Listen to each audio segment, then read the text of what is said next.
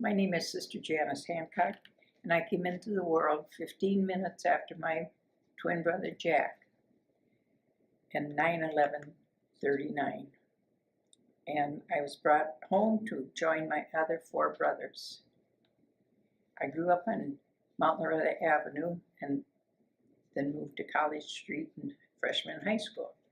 And I used to play ball with the sisters when they came home for the summer at Mount Loretta. And then my parents moved. We moved in my senior year at St. Hills.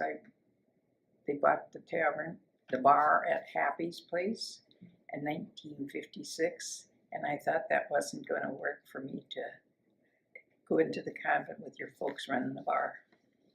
But anyway, we did that, and I came in 1957, and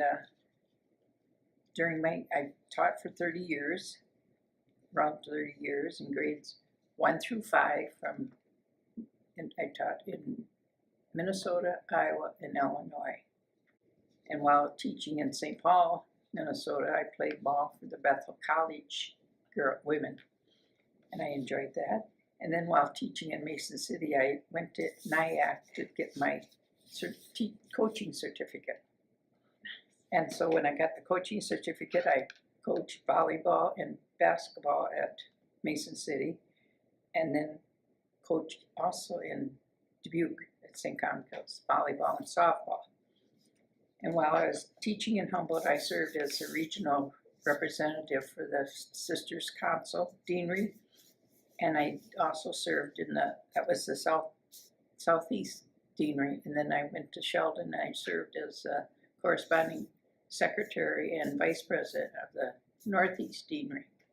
After I taught, I did switchboard receptionist for Mercy Hospital, Medical Associates, Roberts Riverboat Ride, and Mount Loretta. Then I was a photo editor at William C. Brown and reprint correction coordinator at McGraw-Hill. And I was the art coordinator at Shepherd's in East Dubuque. I was also a coordinator of a group home in Dyersville. And I worked as administrative assistant for Catholic Charities from 2005 to 2015, and I retired in 2015. Through the years, I enjoyed knitting afghans, playing guitar, participating in watching sports events, camping, and building campfires. Today, I continue to make greeting cards for the gift shop, create daily artwork for the menus in the dining room, and I also create cards for special occasions requested by the sisters. In 2000, I was privileged to travel to England and Ireland, and while in Ireland, we visited and stayed at Ballygriffin, Nanonago's birthplace. While visiting the retreat center at Ballygriffin, I was drawn to the portrait of Nanonago in an art form called marquetry, with a description of Nano's facial features. I have a copy of the photo that I took.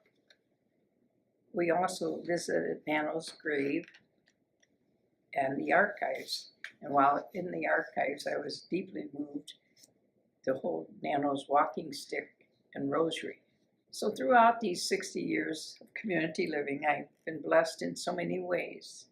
I've grown in compassion, thoughtfulness, and hospitality.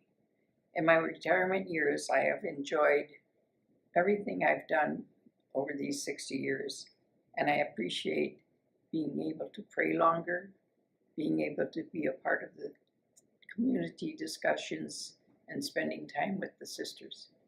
I also enjoyed watching my nieces and nephews play sports, and to this day I still follow them, and I also watch ball games on TV.